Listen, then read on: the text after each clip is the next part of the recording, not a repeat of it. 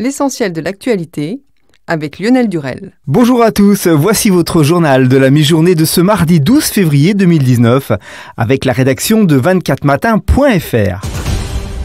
Le procès historique de 12 dirigeants indépendantistes catalans pour la tentative de sécession d'octobre 2017 s'est ouvert mardi à Madrid. Alors que la question catalane enflamme toujours autant les esprits en Espagne, la principale figure de la tentative de sécession, l'ex-président catalan Carles Puigdemont qui a fui en Belgique, est le grand absent de ce procès, l'Espagne ne jugeant pas en absence pour les délits graves. Antisémitisme, extrême droite et extrême gauche tardent parfois à condamner, regrette le porte-parole du gouvernement Benjamin Griveaux, alors interrogé sur France 2. Le bond de 74% des actes antisémites en France en 2018 est évidemment insupportable et rappelle des moments de l'histoire de France qu'on aimerait voir oubliés, a réagi Benjamin Griveaux. Mais alors, le mouvement des Gilets jaunes sert-il de défouloir ? En tout cas, sur l'antisémitisme, il y a une libération de la parole manifestement, a jugé le porte-parole. Face aux actes antisémites ou racistes, il a plaidé pour une réponse pénale judiciaire forte avec des poursuites, y compris sur les réseaux sociaux. Sera-t-il bientôt possible de passer le permis de conduire dès 17 ans ? Un rapport parlementaire propose de l'abaisser à 17 ans pour la délivrance d'un permis B, valable uniquement sur le territoire national. À ce jour, l'âge d'obtention est de 17 ans et demi, mais le jeune conducteur ne peut rouler sans être accompagné d'un adulte jusqu'à sa majorité. Fidèle de la première heure, Emmanuel Macron laisse partir Ismaël Emelien, son stratège et conseiller politique mis en cause dans l'affaire d'Alexandre Benalla. De son côté, Ismaël Emelien a annoncé sa démission, évacuant tout lien avec l'affaire Benalla dans laquelle il est pourtant directement impliqué. Il a justifié sa démission par la promotion d'un livre qu'il va publier sur le progressisme. Le chef de l'État ayant interdit à ses conseillers de publier pendant qu'ils sont encore en poste à l'Élysée. Par éthique personnelle, je me suis astreint en tant que conseiller spécial du président à un silence absolu qui n'est pas compatible avec la parution d'un tel ouvrage, a-t-il déclaré au magazine Le Point. En bref, et dans le reste de l'actualité, 2 tramways sont entrés en collision lundi soir pour une raison encore inconnue à Issy-les-Moulineaux dans les Hauts-de-Seine, faisant 12 blessés légers dont un grave, a-t-on appris auprès de la préfecture.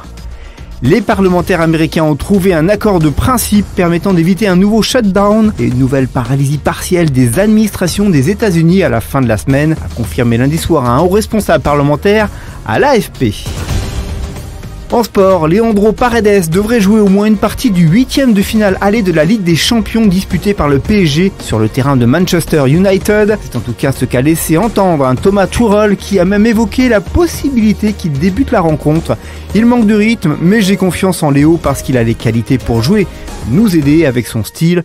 Je dois réfléchir pour savoir s'il va commencer. On a besoin de lui, a expliqué l'entraîneur du PSG en conférence de presse. Humilié par le 15 de la Rose dimanche à Twickenham, le 15 de France a pris très cher dans la presse anglaise.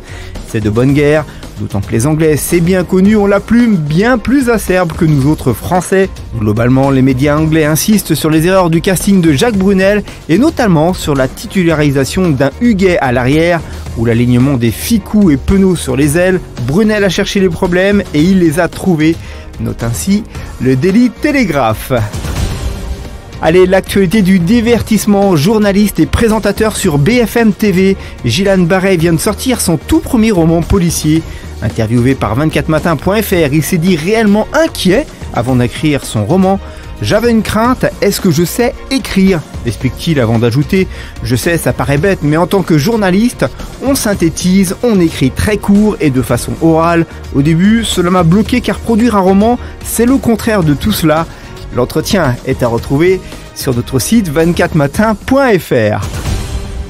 On conclut ce journal avec votre météo de mercredi matin. Le soleil brillera sur l'ensemble de la France malgré quelques nuages bas de la plaine d'Alsace aux vallées d'Auvergne-Rhône-Alpes. L'après-midi, il fera beau sur l'ensemble de la France avec de la douceur au sud de la Garonne. Côté température, le matin, il fera de -1 à Limoges, à 8 à Nice, 0 à 3, 4 à Cherbourg, 2 à Paris et un petit degré à Bordeaux.